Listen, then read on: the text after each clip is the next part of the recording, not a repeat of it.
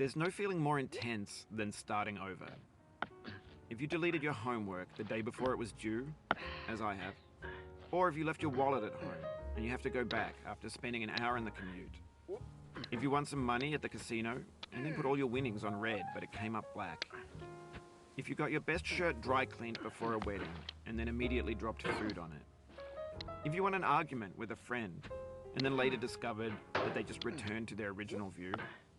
Starting over is harder than starting up. If you're not ready for that, like if you've already had a bad day, then what you're about to go through might be too much. Feel free to go away and come back. I'll be here. Alright, thanks for coming with me on this trip. I'll understand if you have to take a break at any point. Just find a safe place to stop and quit the game. Don't worry, I'll save your progress, always, even your mistakes. This game is a homage to a free game that came out in 2002 titled Sexy Hiking. The author of that game was Jazuo, a mysterious Czech designer who was known at the time as the father of B games. And B games are rough assemblages of found objects. Designers slap them together very quickly and freely, and they're often too rough and unfriendly to gain much of a following. They're built more for the joy of building them than as polished products.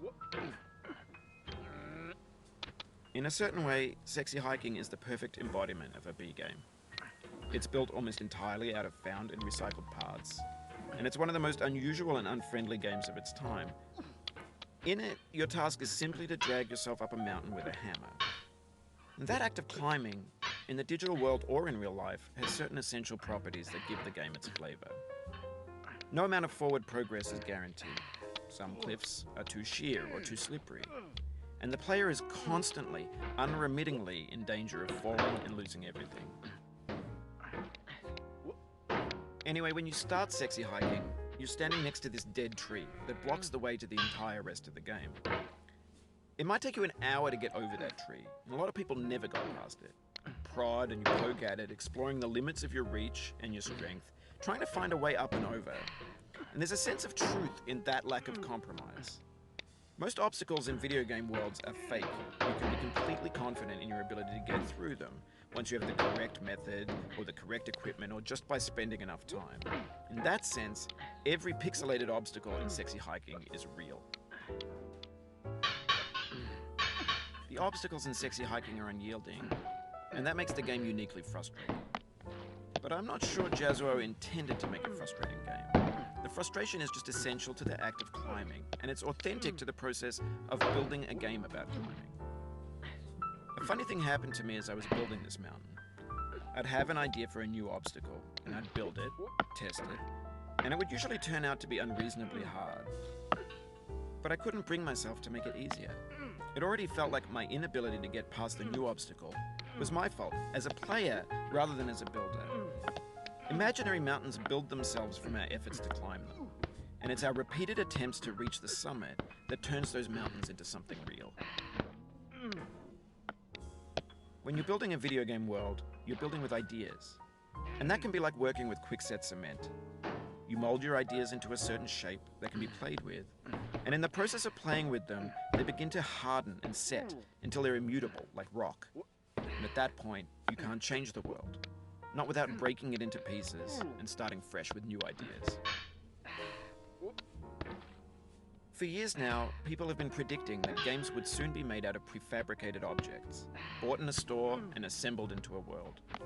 And for the most part, that hasn't happened, because the objects in the stores are trash.